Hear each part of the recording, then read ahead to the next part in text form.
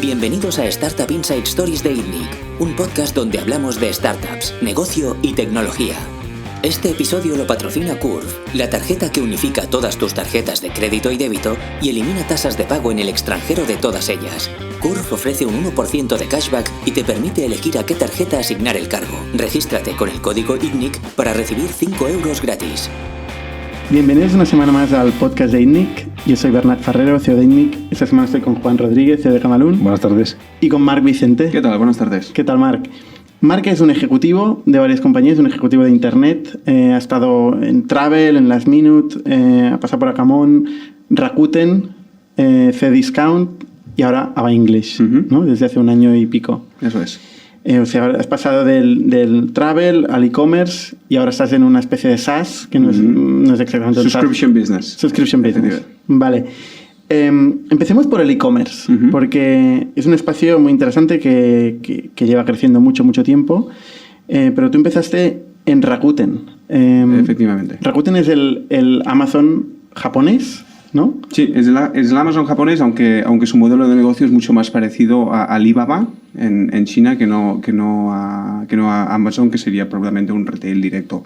De hecho, Rakuten no vende prácticamente nada de su propio stock, no hace compra y distribución, sino que es puramente un marketplace desde el entorno de e-commerce, con lo cual sería mucho más parecido desde un punto de vista de modelo de negocio a Alibaba, a eBay, que no a Amazon, que sería tanto marketplace como venta directa de first party. ¿No hace venta directa Rakuten? No en su inmensa mayoría de negocio. Han hecho pruebas, en Japón tienen alguna distribución directa, pero en general su modelo de negocio original es marketplace.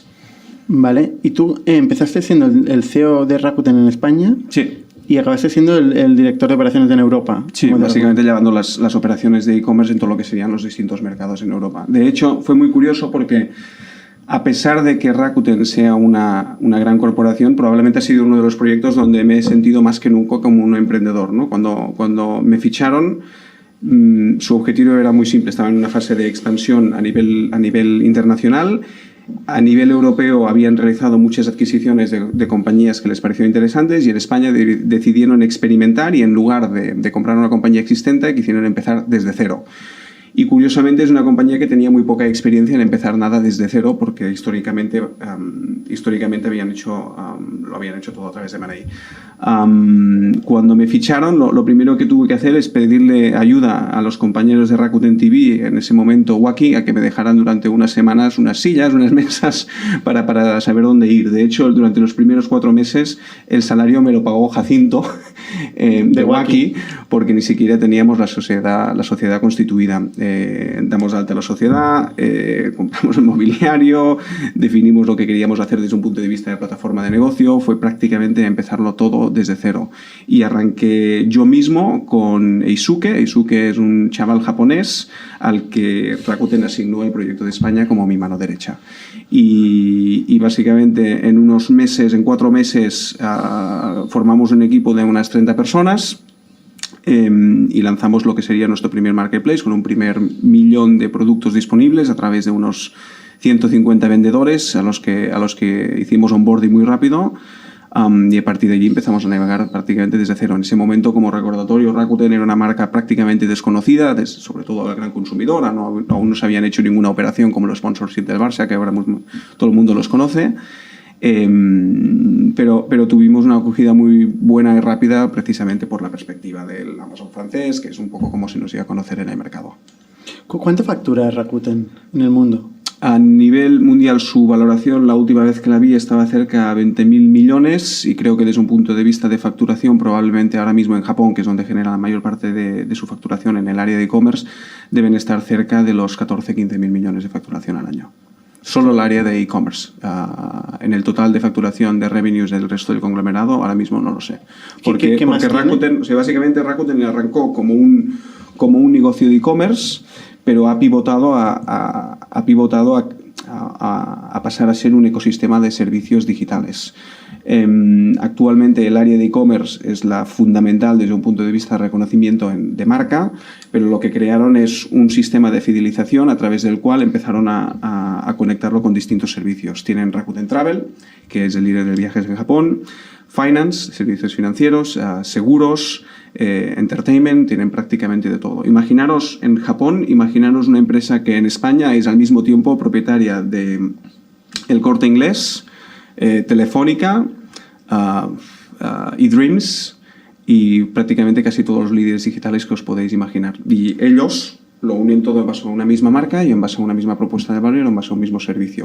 Entonces, quizá en cada uno de los servicios individuales no necesariamente tienen que ser los mejores, pero en el conglomerado de lo que es su propuesta de valor, básicamente lo tienen todo, lo ofrecen todo y generan fidelización de básicamente acumular lo que ellos llaman puntos utilizando cada uno de los servicios. Como e-commerce, Rakuten es el principal, es el líder en Japón. Es el líder en Japón. Por encima de Amazon. Por encima de Amazon, es de los pocos mercados que existen donde aún hay un operador local que es capaz de competir contra Amazon. De hecho, en los últimos años creo que Amazon estaba empezando a acelerar su crecimiento y a comerse parte de su cuota de mercado, pero Rakuten se ha mantenido líder durante muchísimos años. Primero, por el momento en el que entraron en el mercado. Segundo, porque su modelo de negocio es muy distinto a Amazon, y ahora os comentaré de la manera como compiten. Y tercero, precisamente por ese ecosistema de servicios. Ese ecosistema que ha sido muy fuerte y muy viable en Japón, ¿ha sido posible de exportarlo a otros países? De momento, no lo han conseguido demostrar. Su plan siempre fue precisamente crear ese ecosistema fuera de la región principal, que era Japón, tanto en Europa como, por ejemplo, en Estados Unidos. En Europa, por ejemplo, Rakuten lo primero que hizo es montar el Rakuten Bank, servicios especialmente de B2B. Compraron distintas compañías de e-commerce, pero también otras compañías de entertainment como fue Waki. Su idea era crear un conglomerado que cada una de esas compañías de manera individual creciera y lo creciera exitosamente, pero en algún momento determinado unir todos los servicios en base a una misma marca, porque al principio ni siquiera todos tenían la misma marca, y una misma propuesta de servicio desde un punto de vista de fidelización. No lo han conseguido. Y mi punto de vista es que es muy difícil de conseguir. Que el e-commerce, esta plataforma e-commerce que es B2B, funcione es la clave para que funcione el resto de servicios periféricos. Si no tienes el e-commerce, ¿es posible que el resto tengan sentido? Yo no sé si el e-commerce tiene que ser la base, pero tiene que haber una base sólida. Tiene que haber un primer modelo de negocio, un primer negocio que sea sólido y sea dominante y líder en el sector. En Japón el primero fue el e-commerce y a partir de aquí crearon el conglomerado alrededor. Sí. No necesariamente el e-commerce tiene que ser el punto de partida en otros sectores. Pueden tener otros negocios más potentes a través de los cuales crear el resto del ecosistema y el e-commerce puede ser un pilar más. El problema que se encontraron cuando se enfrentaron a otros mercados, como por ejemplo el europeo, es que eran muchísimo más maduros por tema de timings que otros mercados que arrancaron desde cero cuando ellos lo hicieron, con lo cual el capital que se requiere para tener éxito en el entorno de e-commerce es, como sabéis, enorme, y han entrado en mercados donde Amazon era maduro, donde existían operadores locales que lo hacían muy bien, con lo cual el nivel de inversión que se requería para conseguir posiciones de liderazgo en Europa era complejo, y a partir de allí crear un ecosistema en ya mercados maduros de nuevo sin tener un pilar muy fuerte no es que no sea posible, pero requiere un nivel de inversión muy elevado. De hecho, lo primero que hicieron precisamente es esto: se fueron a Francia, compraron priceminister.com, se fueron a Inglaterra, compraron play.com, que eran operadores, eran el segundo o el tercero en e-commerce en cada uno de los mercados, y la idea era ayudarlos a crecer, y una vez hubieran obtenido posiciones dominantes en cada mercado, empezar a crear ese ecosistema. Entonces, trabajaron en paralelo en el crecimiento de estas compañías y en establecer las bases del ecosistema. Sin embargo, en España empiezan de cero. En España experimentaron desde cero. Por distintos motivos. Primero, porque no encontraron a nadie al que consideraran suficientemente interesante como para realizar un M&A en ese momento. Y segundo, porque las operaciones que habían realizado en Europa no fueron del todo exitosas. ¿Qué nos encontramos? Nos encontramos con 5 mercados en Europa, con 5 compañías distintas, con 5 modelos de negocio distintos, con 5 marcas, plataformas distintas y 5 equipos de liderazgo distintos. Y con comportamientos muy distintos, porque ellos podían prever que Europa tendría un comportamiento uniforme, y obviamente el mercado francés es un mercado que funciona con sus propias dinámicas y que funciona de manera distinta al alemán, al inglés, al español. y lo que crearon son 5 compañías distintas que eran muy difíciles de gestionar de manera individual, básicamente. De hecho, de aquí vino mi segunda etapa, ¿no? Mi primera etapa fue, montamos Rakuten en España. ¿Con qué inversión montas Rakuten en España? Suficiente como para arrancar y ser rentable. Pero muy inferior a lo que os podríais imaginar para una ¿Puedes compañía. dar una cifra aproximada? Me resulta complicado, millones, pero menos de 10 para arrancar.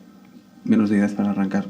Y con eso, básicamente, el primer año y medio lo creamos todo de cero, arrancamos, montamos equipo, conseguimos llegar a facturar a 30 y pico millones de cero básicamente a un año, con lo cual no está nada mal y nos acercamos mucho a puntos de rentabilidad.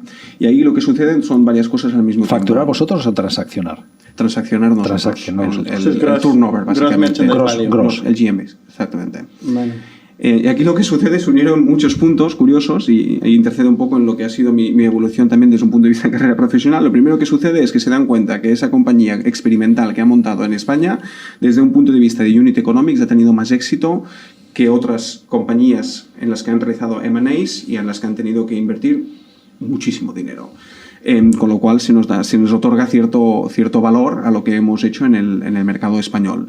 Y lo segundo que sucede es que se dan cuenta que el esquema de tener 6 empresas o 5 o 7 en torno a e-commerce, solo ya no entro en Vibers, etcétera, porque compraron muchos otros operadores de nuevo para empezar a crear el ecosistema fuera del e-commerce en paralelo. Se dan cuenta de que tener estas empresas en cada uno de los mercados con dinámicas de negocio totalmente distintas, ninguna relación desde un punto de vista de contratos, dinámicas comerciales, marketing, plataformas tecnológicas, no es eficiente. Y deciden tomar la decisión de unificarlo todo bajo una misma operación, bajo una misma dirección, que es probablemente evidente y algo que se tenía que haber probablemente contemplado desde el principio. Lo curioso, yo en ese momento probablemente era el ejecutivo con menos experiencia de Rakuten, debía tener 30 años aproximadamente, 29, justo recién cumplidos. Nos encontramos 2 cosas. Uno, teníamos muy buena reputación en España por lo que habíamos conseguido. Y 2, precisamente como que Rakuten realizó M&As bastante interesantes, cada uno de los grandes e inteligentísimos emprendedores que existían en las compañías a las que habían comprado ninguno de ellos tenía muchas ganas de trabajar. Y la realidad es que los fundadores de Play, de Price Minister, de Tradoria en Alemania, etcétera, no estaban en una situación personal donde les apeteciera coger un trabajo mucho más operativo desde un punto de vista de intensidad. Y en consecuencia me ofrecieron a mí a establecer las operaciones en Europa. ¿Cuánto tiempo estuviste de CEO de Rakuten en España? De hecho, aunque luego pasé a ser COO de Rakuten en Europa, mantuve mi doble título como CEO de España. Teníamos un director general de España, pero legalmente seguí siendo el CEO de España, con lo cual en total, todo el periodo que estuve en Rakuten, un poquito más de 3 años creo, fui CEO de España, más allá de que luego también era COO de Rakuten.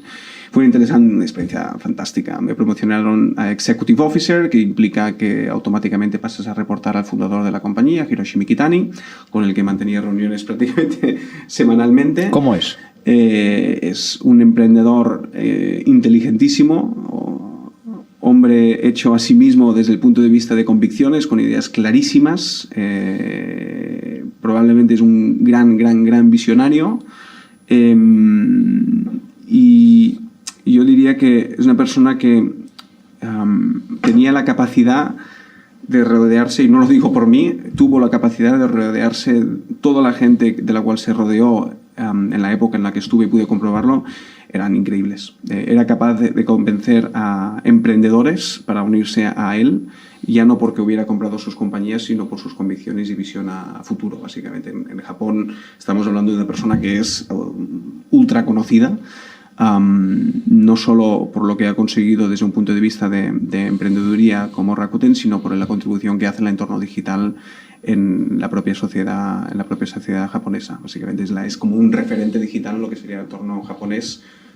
Él junto con el Son-san, que es el señor de SoftBank, que es los 2 grandes referentes que existen en Japón. Luego, por otro lado, a mí siempre me llegó a sorprender como anécdota el nivel de capacidad operativa que tenía. Entraba en el detalle, muy en el detalle. Yo he estado discutiendo con él el color de los banners de la nueva campaña que vamos a lanzar. y sinceramente no estoy muy convencido, no tengo ni idea de cómo llegaba a comprender tanto detalle y ser capaz de hacernos challenging en tantos niveles a tantas personas. ¿Era tecnológico o era más bien marketero? Era más bien marketero. Sobre todo... imagino. Es, exacto. Es marketero, es un tío de ventas, es un tío que sabe cómo funciona la tecnología, pero sobre todo, es probablemente el líder que he tenido como estereotipo de líder visionario. ¿Cuál era su visión de futuro? Dices que la gente se sumaba a su visión. ¿Qué veía a largo plazo en el e-commerce? O sea, él, más que veía, él lo que había demostrado es que podías conectar todos los servicios en un ecosistema indestructible. Porque lo que consiguió en Japón posicionaba a Rakuten como una compañía donde nadie se puede llegar a imaginar cómo puedes destruir su dominancia. Porque más allá de que en el e-commerce puede llegar un Amazon, apretar muy fuerte y hacerte pupa, estamos hablando de número 1 en banking, número 1 en travel, número 1 en e-commerce. Cuando tú consigues eso, es muy, muy, muy difícil de que alguien te pueda hacer pupa, básicamente. Y lo consiguió a través de la fuerza operativa y lo consiguió a través obviamente entrando en el momento adecuado, pero lo consiguió a través de convencer a mucha gente en cada uno de los sectores de que tenía sentido unirlo todo bajo una misma marca y una misma plataforma tecnológica, un mismo servicio, etcétera, etcétera. Y su visión era básicamente implementar ese ecosistema de servicios, ese ecosistema al que une una marca con una perspectiva concreta en todo el mundo. Que aquí es donde aún se tiene que validar si será capaz de conseguirlo o de no conseguirlo, y en mi opinión es muy difícil. Porque eso que funciona en Japón no es exportable al resto del mundo. Yo creo que hay un tema, primero hay un tema de momentum, ¿no? Cuando él consiguió sus posiciones de liderazgo en Japón era un momento donde probablemente aún el entorno digital, una compañía que creo que se fundó en el 1997, con lo cual y ese ecosistema travel, finance, etcétera, lo arrancó muy, o sea, hablamos que ellos salieron a la bolsa 2 años después de ser fundados y a los 2 años después ya estaban lanzando todo el ecosistema de servicios, con lo cual cuando ni siquiera sabíamos lo que significaba fintech, ellos habían creado una estructura de fintech brutal a través de todos los servicios de e-commerce. Hablas del 99, 2000. Sí. ¿Hasta ese punto iban más rápido que Amazon? Buena pregunta, es probable. Sí, es probable. Amazon en el 96 facturaba 16 millones. En aceleraciones, creo recordar. En volumen no lo sé. Pasó del 96 al 97 16 millones de facturación a 150, algo así. Amazon crece a partir básicamente del año 99-2000. Salió en bolsa en el 98. Pero no implica... Ya, pero ya tenías capitalización, ya estabas 99. ¿Y en qué bolsa salió? Japonesa. Nombre... No me acuerdo. La bolsa japonesa. Pero hasta ese punto debían ir muy de la mano los dos, ¿no? Hasta ese punto iban muy de las manos. De hecho, siempre se utilizaban muchos paralelismos de Kimi Kitani. Siempre decía que esto se lo copió Jeff Bezos de alguna manera u otra. Yo creo que desde el principio existió muchísima rivalidad entre ambos. Sí. Aunque Japón también es verdad que fue uno de los primeros mercados donde Amazon entró, con lo cual Rakuten se acostumbró a luchar contra Amazon muy desde el principio. Pero de nuevo, aunque hablemos de lucha, son modelos de negocio y propuestas de valor que no tienen nada que ver. Y esto también luego lo podemos ver con la parte de Cdiscount, donde para mí es fascinante porque Cdiscount es un operador francés de los pocos que en un mercado occidental es capaz de competir contra Amazon cara a cara, y lo hace con todo el descaro del mundo. Y de la misma manera que han encontrado una manera de hacerlo en una dimensión, Rakuten encontró una manera de hacerlo en otra dimensión. Básicamente, Rakuten lo que es la expresión más pura de lo que es comprar en un mercadillo digital, en un mercadillo como el que conocemos toda la vida. Pero en un mercadillo en el que no necesariamente estamos hablando de poca calidad, sino que estamos hablando de artesanía, donde estamos hablando de productos hechos de manera manual. Por ejemplo, uno de los productos más vendidos en Rakuten, olvidaros de iPhones, olvidaros de muebles, olvidaros de productos de electrónica. Estamos hablando que el producto más vendido era un champú hecho con lana de caballo, manual, que lo hacían en una granja concreta y eran capaces de distribuir 20.000 botes al día. Y de eso crearon un gran imperio. O sea, ¿tú crees que Amazon y Rakuten son dos modelos que pueden convivir? Originalmente sí, obviamente tienen ahora mismo sí que existen en ciertas categorías competencia.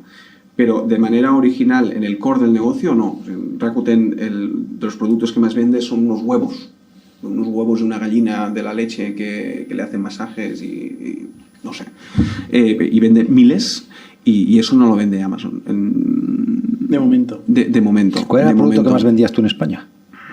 Y yo sí que vendía muchos iPhones. Huevos de la gallina. Es que los huevos de la gallina igual van bien en otro mercado, no nos llegaban a nosotros.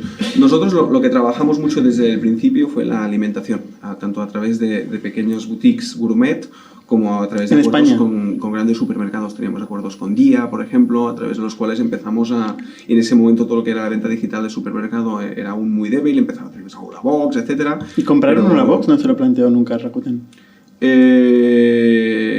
Oficialmente no, pero yo conozco a Jaume, estuvimos hablando muchas veces y hubiera podido tener sentido. Lo que pasa que cuando Rakuten, después de gastarse más de 1.000 millones en 5 o 6 compras en Europa y en todas las empresas y cada una de ellas perder dinero, como que se le pasaron un poco las ganas de comprar e-commerce.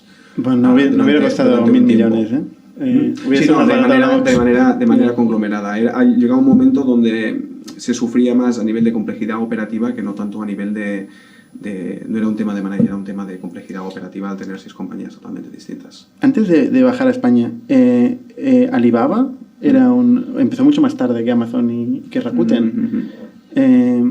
Era un modelo parecido, por lo que veo, ¿no? Era un modelo parecido en el sentido que Alibaba, en lo que es más allá de que ellos han creado distintos marketplaces para respetar tema de marca, tipo de producto, etcétera, pero en general su modelo original core es marketplace también.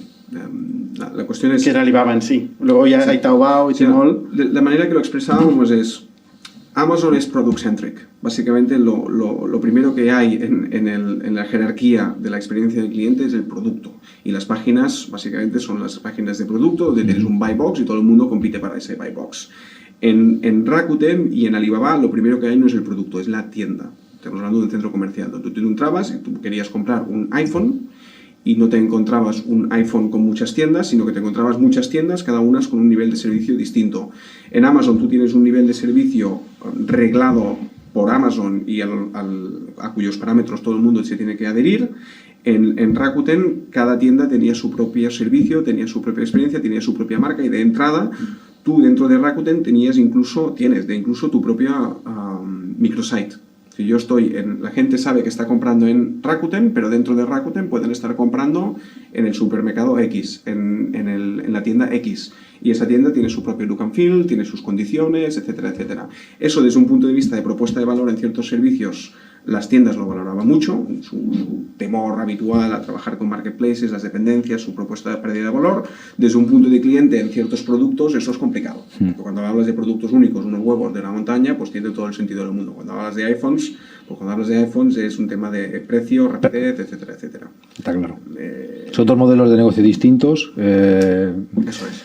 Sí, lo cual y Alibaba en ese modelo de negocio... ¿Cuál ha sido el modelo que se ha impuesto? Digamos, que es el de Amazon. Sí, pero Alibaba en ese mismo modelo de negocio pues ha tenido y tiene mucho éxito. La diferencia es que Alibaba opera en China, que es un mercado superior más grande que Rakuten. Pero el modelo de negocio es parecido entre ambos. Aún así, ¿quién vende más iPhones en Japón? Pues probablemente es Amazon. Pero también es cierto que en iPhone mucho margen no hay.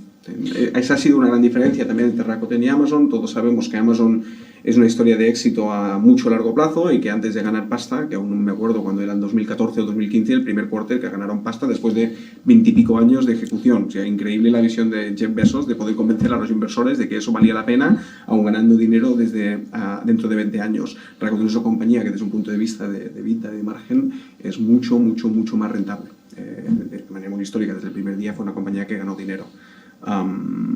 Debido al tipo de producto que venden, debido a que no tiene la complejidad y los costes operativos. Obviamente, a la hora de buscar eficiencia, rapidez de entrega, etcétera, etcétera, ahí es donde Amazon probablemente tiene... No es asombroso porque son dos visiones de negocio distintos. Eso es. Y hemos visto los dos negocios cómo han prosperado y han hecho carreras separadas. Eso es. Y la verdad que eso, a la hora de valorarlo como case study casi, ¿no? Y ya no es Rakuten, eBay y Amazon. Estamos hablando que el año 2000 todavía no se sabía cuál sería el modelo que ganaría.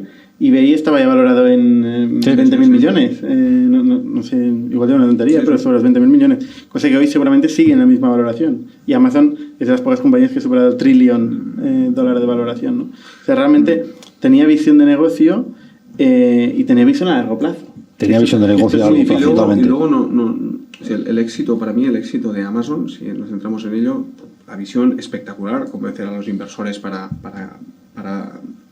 invertir en un negocio que no va a ganar dinero hasta dentro de 20 años, pues es increíble, y no estamos hablando de rondas de 100 millones, sino que hablamos de muchísimo más. Pero Amazon, el éxito no se basa en la visión, como mínimo solamente se basa en la operación. En la operación. Es genial. La operación es muy complicada. Lo sé de cerca, tengo por suerte muchos amigos que trabajan en Amazon, algunos que directamente reportan a Jeff Bezos, y lo que me hablan es operación. Tienen una visión muy clara, pero donde ejecutan. Que al final un retail es operación, sea online o offline, es operación. Retail es operación, combate y mucho día a día. Al final el cliente necesita el producto en su casa, en un plazo, en un tiempo, etcétera, etcétera. Eso es operación. Eso es. Y Amazon ha sabido combinar muy bien la visión con una perspectiva tecnológica increíble, con visión e inversión a largo plazo, y una operativa del día a día brutal. Entonces, en Rakuten se plantea abrir España, y ¿cómo elige las categorías donde va a competir? Porque claro, el e-commerce es todo. ¿Te dan un cheque en blanco y te dicen, haz lo que quieras? ¿Cómo es básicamente eso? Sí. No, básicamente sí. Qué raro eso, ¿no? Sí, por eso lo considero una experiencia de emprendeduría, aunque parezca raro, pero básicamente sí. Porque ahí pasaron dos cosas. Uno, que los japoneses sabían que había muchos best practices que debíamos tomar de ellos en base a su know-how, por supuesto, pero también sabían que muchos de los elementos que a ellos les funcionaban en Japón no nos funcionarían a nosotros. Porque la realidad es que es que es todo muy distinto cómo funciona el e-commerce de Japón y en Francia. Por ejemplo, al principio decidimos operar a través de una plataforma que nos prestaron como mínimo sus cimientos desde un equipo que se había hecho en Japón. Y en esa plataforma, cuando faltaban 2 semanas para lanzar, nos damos cuenta, es como si compraras un coche y no te das cuenta de que no tiene ruedas porque das por sentado que tiene ruedas. Nos damos cuenta de que el e-commerce en Japón en ese momento sucedía de una manera muy curiosa, que es: yo veo un producto que me gusta, compro, y meto la tarjeta, pero no se realiza ninguna transacción. El vendedor me llama, negocio el precio con él. Los huevos están bien, son bonitos, sí, que te daré 12, me haré un descuento, etcétera, Llegan a un acuerdo de la propuesta y del precio. Cuelgan, aceptan la compra y entonces realizan el envío. Eso a nivel de operación es la hostia. Sí, pero es como funciona. Entonces, cuando yo vi, nos dieron una plataforma que cuando el cliente transaccionaba no se realizaba la confirmación, sino que se generaba una orden de llamada al cliente. Y mi trabajo al principio fue convencer a los japoneses de que ese como que aquí que no funcionara, básicamente. Pero ellos eran conscientes, y a partir de que eran conscientes de esto nos dieron mucha libertad para operar a nivel táctico. Lo que luego sucedió es que una de nuestras empresas primas o hermanas era PriceMinister.com en Francia, que ellos ya habían abierto PriceMinister en España. Era pequeñitos, pero ya llevábamos unos años operando aquí. Entonces heredamos sus ventas, heredamos su plataforma, aunque luego la cambiamos rapidísimamente, y heredamos todo su know-how desde el punto de vista de categorías. Ya existían muchos vendedores que luego migramos a lo que era la plataforma española. PriceMinister tenía miles de vendedores. ¿La montasteis aquí? La plataforma nos dieron los cimientos. Primero teníamos la plataforma francesa de PriceMinister. En 2 meses decidimos cambiarla a una plataforma global cuyos cimientos, el backend, se realizaron en Japón, pero yo tenía mi propio CTO y mis propios desarrolladores aquí, a través de los cuales cogimos todas las APIs y lo conectamos todo con soluciones nuestras. ¿Puede ser que programáis en Ruby? Sí. Es que me suena de luchar por developers. Efectivamente. En esa época estábamos todos a leches para... ¿Cómo evolucionaron las ventas de Rakuten en España? Mira, al principio la primera compra la hice yo. Los primeros 3 meses tuvimos más ventas de las que nos pensábamos, porque la entrada en España hizo más ruido de lo que probablemente haría una startup en condiciones normales, por básicamente quién era y todo. Fuiste novedad y la gente probó. Sí, exacto.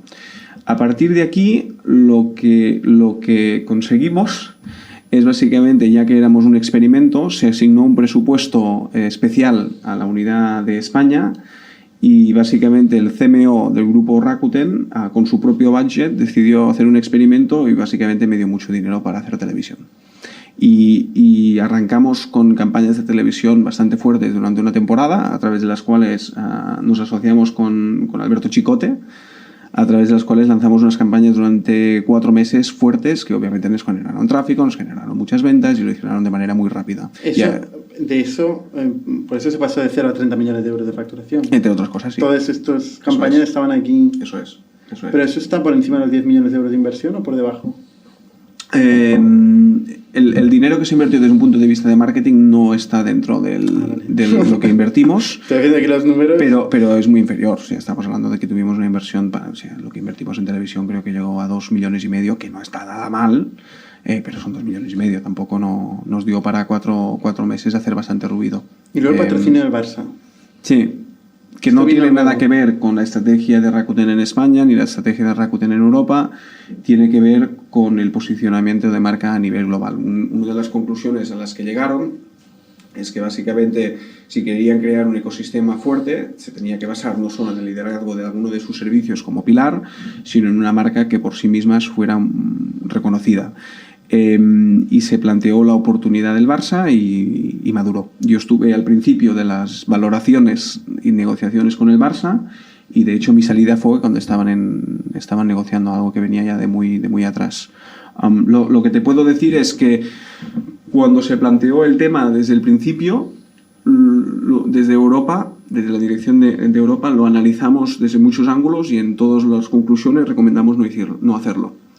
No te voy a engañar, tampoco no quiero hablar mal de Rakuten ni mucho menos, pero creo que no tiene ningún sentido ni se puede encontrar una manera para extraer un ROI positivo de ninguna manera u otra. Pero estamos hablando de una compañía cuyo líder tiene el control absoluto de la compañía desde el punto de vista operacional, toma las decisiones que considera. Y personalmente creo que fue una decisión que tomó el fundador porque le apetecía a nivel personal. ¿El contrato eran 50 millones, 100 millones de euros? No lo sé, probablemente sé tanto como vosotros desde el punto de vista de lo que ha salido a la prensa. Me suenan 80 a mí, pero no estoy seguro. ¿Tú ya no estabas en Rakuten en España cuando se cerró? No, pero sí que estuve al inicio de las conversaciones. ¿Eso ayudaría a las ventas?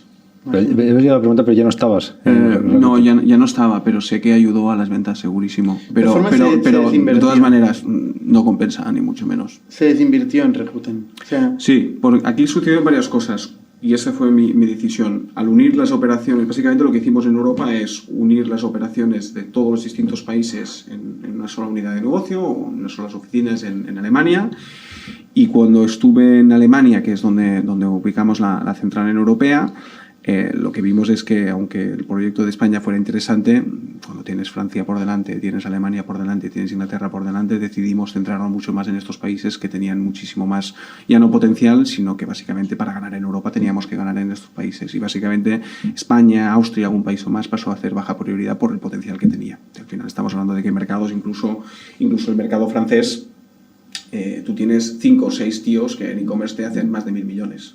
Estamos hablando de mercados que no tienen nada que ver con el nuestro. Aquí tienes a un Privalia que te hará 500, 600, pero esto es lo más caro que tienes aquí. En volumen de mercado, España no compensaba la complejidad de las operaciones, con lo cual decidimos ponerlo en baja prioridad. ¿Qué sentido tiene invertir en el Barça con eso? Según mi opinión, ninguna. Pero baja prioridad no es que cerrasteis el mercado. No cerramos el mercado, se transformó el modelo de negocio en algo mucho más automático. Pero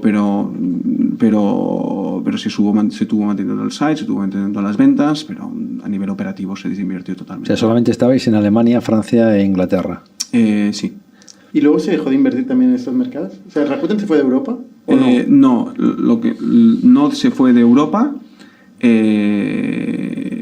Sigue operando en estos 3 mercados y sigue funcionando bastante bien, sobre todo en Francia y en Alemania, donde Rakuten tiene volúmenes importantes, está creciendo bien y tiene compañías rentables, como por ejemplo Priceminister, que fue rebrandeada a Rakuten en Francia, y yo desde Cdiscount estuve compitiendo con ellos y son duros y son buenos.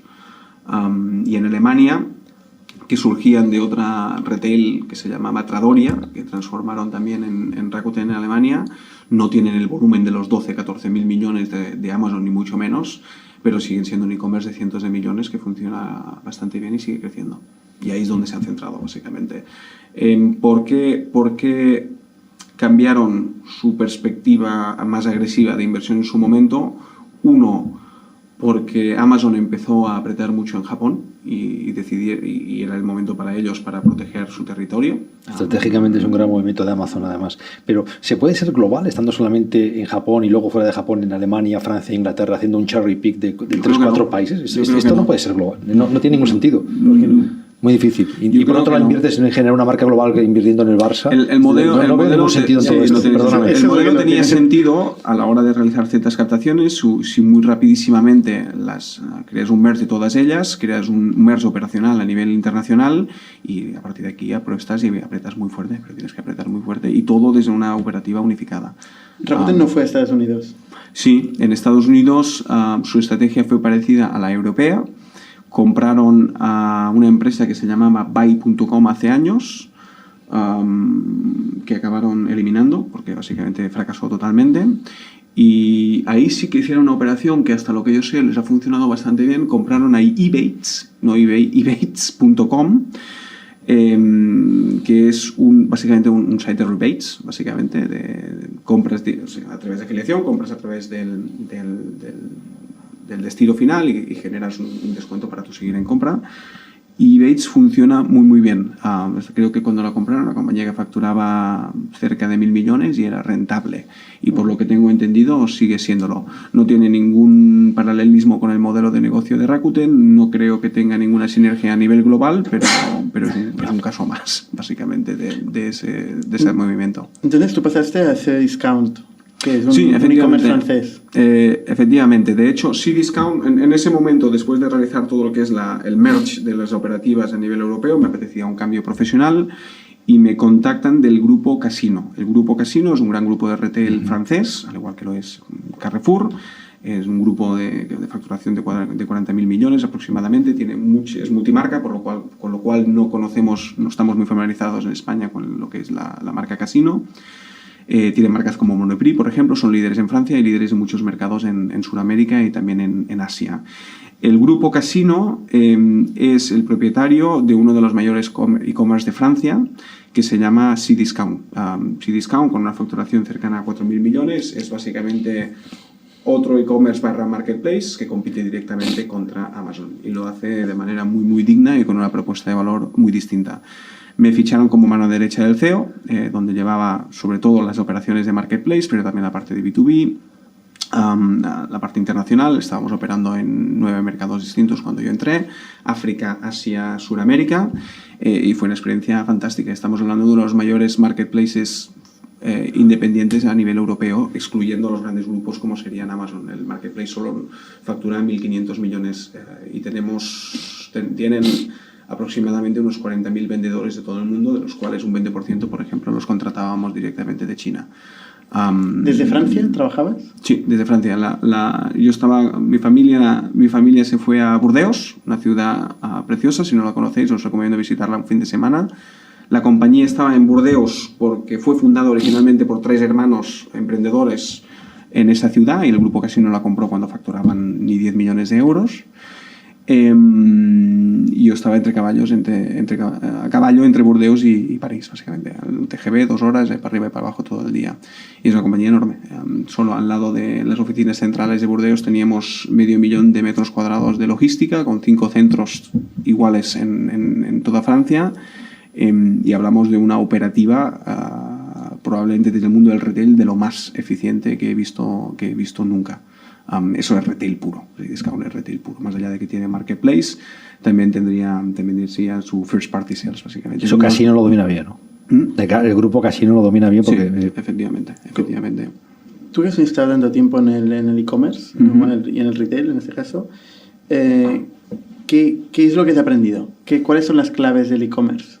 ¿O lo que es lo mismo, ¿cómo se compite con Amazon? Yo creo que en el e-commerce es muy difícil ganar dinero. Esto es lo primero que he aprendido. Si quieres ganar dinero, no te metes en e-commerce, en e-commerce retail, básicamente. Esto es lo primero. No conozco a nadie que gane mucho, yo personalmente. Hay casos, Farfetch, etcétera, pero tampoco. Dos, de que a no ser que seas capaz de encontrar un niche muy concreto geográficamente hablando o desde un punto de vista de producto, no creo que sea realista competir con Amazon. Esa es la realidad. Hay casos interesantes. Sí, desastroso este feedback. Es la realidad. Para la gente que está escuchando esta montaña. Hay casos interesantísimos. Farfetch en Inglaterra, lujo, marketplace lujo, 1.500 millones de facturación, bravo, lejos de Amazon por el momento, posicionamiento distinto, fantástico. Etsy con su modelo, etcétera. Hay excepciones.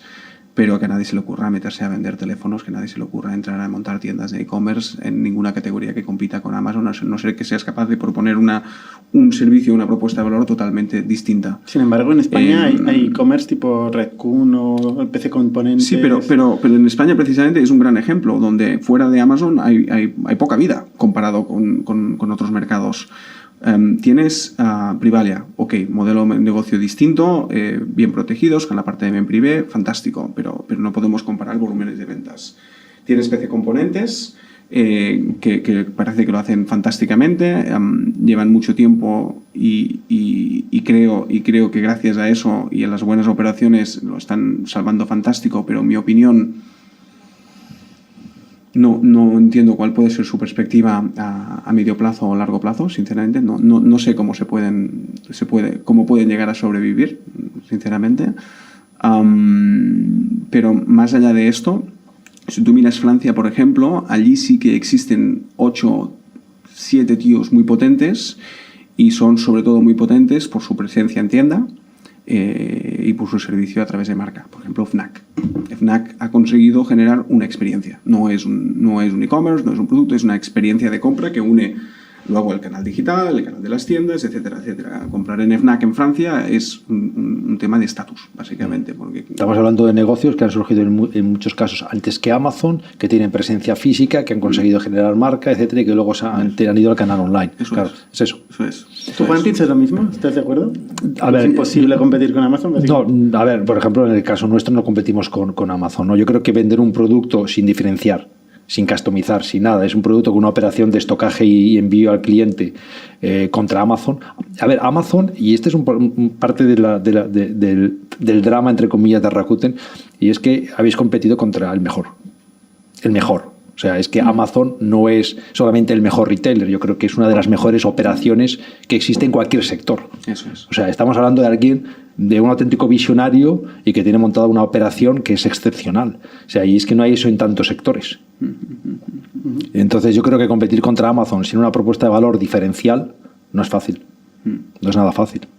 Luego, obviamente existen oportunidades, pero en eso reflejas una sensación que he tenido muchas veces compitiendo con ellos desde muchos ángulos distintos, es que no solo son los más grandes, son los más rápidos, los más atrevidos, los más innovadores, es que te dan por todos lados, esa es la realidad.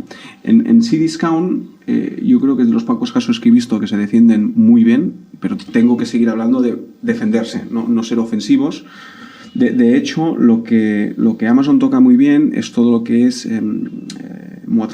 menos de 30 kilos, básicamente.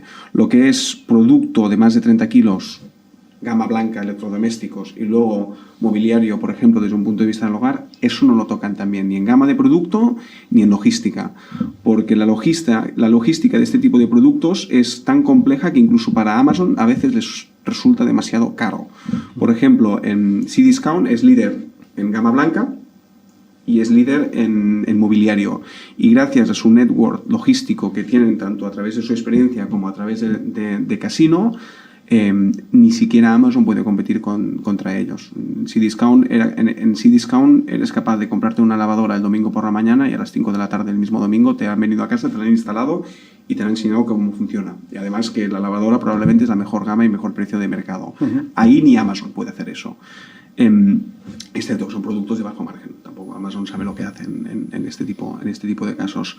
Tienes tíos que lo están haciendo muy bien en hogar, ¿no? La Maison Dumont, etcétera, etcétera. luego están los otros franceses también, Marketplace, que lo está haciendo muy bien, no me acuerdo del nombre. Ahí tienes sectores súper interesantes. ¿Que lo serán a largo plazo? No lo sé, pero productos pesados de logística compleja, de momento es un huevo claro. Vámonos al SaaS, bueno, a suscripción. Muy bien. Sí. Después de la perspectiva desoladora del e-commerce. O sea, el tema de SaaS es... No, pero cuidado, me encantaría volver a repetir e-commerce, no dejaré nunca de si tengo oportunidades, volver a competir contra Amazon. Seguro que se puede ganar a Amazon, algún día eso se retirará y existen huecos. Bueno, hay verticales donde Amazon no gana, ¿eh? Claro, hay verticales donde no gana. O sea, yo he trabajado en algún vertical donde no ganaba Amazon. Amazon, el vertical donde realmente gana es en libros. Se puede permitir no ganar en verticales. Cosa que si tú estás en este vertical, probablemente no te lo puedas permitir. Correcto. Pero vamos a avanzar. Caso Ava English. ¿Qué pasa con Ava English? Ava English es un servicio de suscripción para aprender inglés, ¿no? Eso es. Tiene una fórmula concreta que bueno, para enseñar inglés, que ha funcionado muy bien, que ha conseguido muchos suscriptores, pero ha tenido como una especie de crecimiento muy rápido y luego un estancamiento. ¿Cuál es la historia de Ava English? Ava English fue fundada por Severo Figarola, el mismo señor que hace muchos años fundó Home English y lo vendió a Editorial Planeta.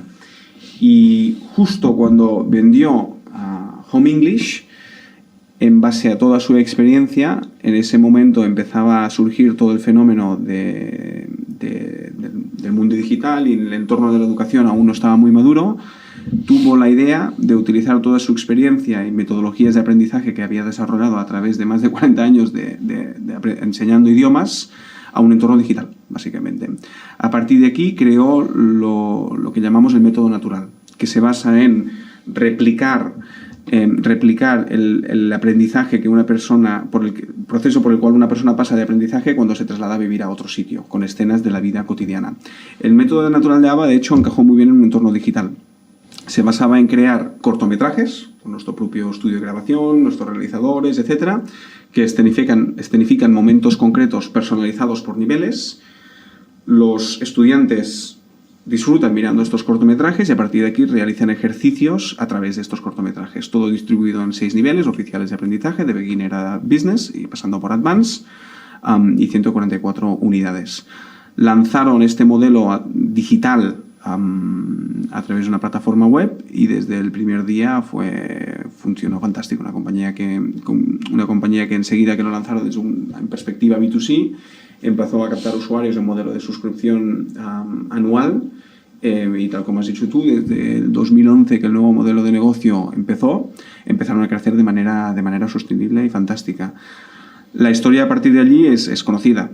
Ronda de inversión con Nauta a través de su crecimiento, ronda de inversión con Kenneth Partners, un fondo inglés, y hasta el 2017 es una historia de éxito fantástica, de crecimientos enormes, donde empezaron vendiendo en algunos países concretos, se expandieron en distintos otros mercados, múltiples canales de captación, etcétera, etcétera. Y a partir de aquí nos encontramos una compañía que ya es madura desde un punto de vista de operaciones, desde un punto de vista de tiempo. ¿Cuánto factura RR? ¿Hasta cuándo llega? Nuestro revenue de lo que es el año pasado sería aproximadamente un poco más de 10 millones de euros. Y a partir de aquí, a partir del 2017, lo que se encuentra es una compañía donde para escalar tiene que cambiar cosas. Para subir de los 10 millones. Para subir de los 10 millones. O para mantenerlos, porque eso tendrá un churn importante. Sí, pero también estamos en un sector en alto crecimiento, con lo cual se siguen captando muchísimos estudiantes. Obviamente, la cuestión es cómo poder seguir escalando, manteniendo los costes de captación adecuados con un lifetime value que te salga a cuenta. Porque hay competencia.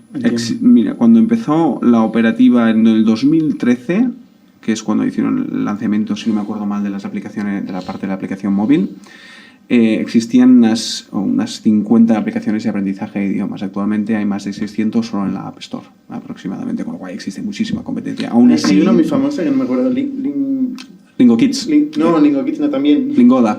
No me acuerdo ahora, igual. Sí, todos los nombres los que quieres. Aún así, el posicionamiento sigue siendo muy único y desde esta perspectiva sigue siendo un posicionamiento a través del cual nadie se ha acercado. Porque lo que está sucediendo en el mercado es que todas las nuevas startups de aprendizaje de idiomas primero son nativas desde un punto de vista de móvil y en consecuencia están desarrollando productos que basan su aprendizaje en los comportamientos de los clientes en dispositivos móviles, que son muy casuals y muy rápidos.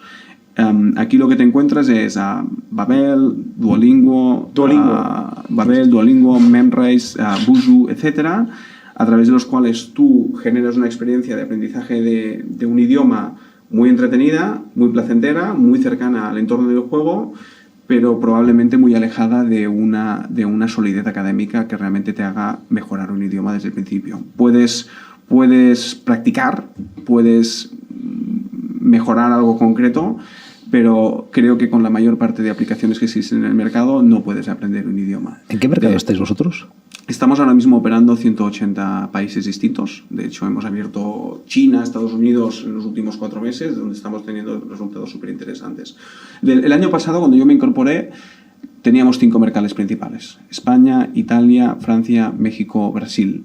Y uno de los cambios que hemos introducido es básicamente automatizar todo lo que es la localización, automatizar todo lo que desde un punto de vista de producto, y también la automatización desde un punto de vista de captación y de marketing, y hemos conseguido lanzar en un montón de mercados al mismo tiempo, algo que estamos justo testeando ahora mismo. Pero ahora mismo no se me ocurren muchos mercados en los que no tengamos presencia. ¿Enseñanza solo en inglés? Se lanza todo lo que hacemos es aprendizaje a inglés. El idioma de origen, inglés. Tenemos más de 20 idiomas aproximadamente. O sea, en China hemos lanzado con chino mandarín. Entonces puedes aprender de chino mandarín a inglés, básicamente. ¿Crece ABA? Sí, mira, el año pasado, actualmente tengo un 60% más de usuarios de pago que el año pasado, a estas mismas alturas. O sea, 16 millones de RR. En usuarios de pago. O sea, ha bajado el ticket. El ticket ha bajado, y ha bajado porque obviamente existe muchísima más competencia, y ha bajado porque para nosotros era un gran momento para acelerar el crecimiento. Cuando yo me incorporé, lo que nos encontramos es sobre todo mucho foco en 5 mercados y mucho potencial en captación mobile. Y lo que hemos hecho es abrir el abanico geográfico. Y también lo que hemos hecho es centrarnos mucho en mejorar el producto desde el dispositivo mobile. En un modelo de suscripción como el nuestro, lo que sucede es que el primer año, básicamente, tienes que invertir, y a partir de que llega la renovación, porque nuestro modelo de suscripción es anual, es cuando empiezas a compensar el CAC. Y a partir de aquí, la gente que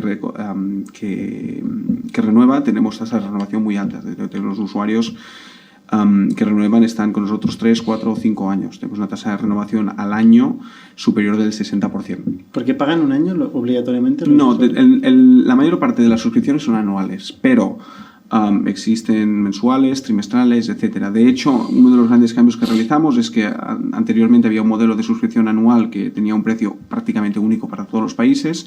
Actualmente tenemos más de 1000 permutaciones de precio dependiendo del mercado, del device, del comportamiento del cliente, etcétera. Ahí lo que hicimos es implementar técnicas de revenue management de sectores más maduros al sector del subscription business de la educación, y eso nos permitió acelerar mucho el crecimiento de nuevos usuarios de pago.